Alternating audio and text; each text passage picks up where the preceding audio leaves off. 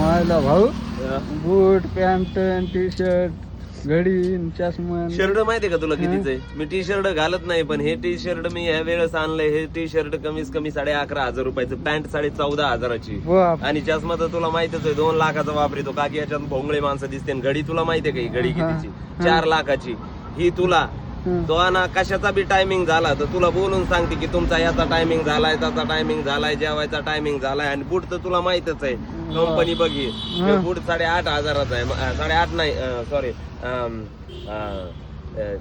ते जातो 25-30 हजारापर्यंत. भाऊ सगळी शॉपिंग कितीची केली होता? सगळी शॉपिंग माझी आहे कमीत कमी 70,000 रुपयाचे. नुसतं माझ्या अंगावरचे कपडे आहेत. आणि आतली तर अँड्रेलचं तुला सांगितलंच नाही. अँड्रेल तुला माहिती का? ब्रँडेड वापरतो मी.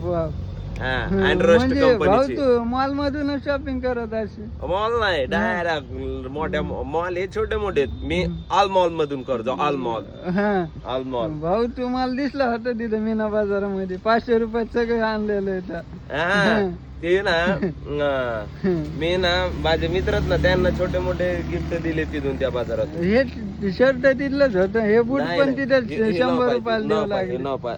अंडावर हा तिथंच होतं भाऊ. ती घडी 30 रुपयाला द्यावं लागलं ते मला. मी म्हणलं 20 ला द्या त्याला.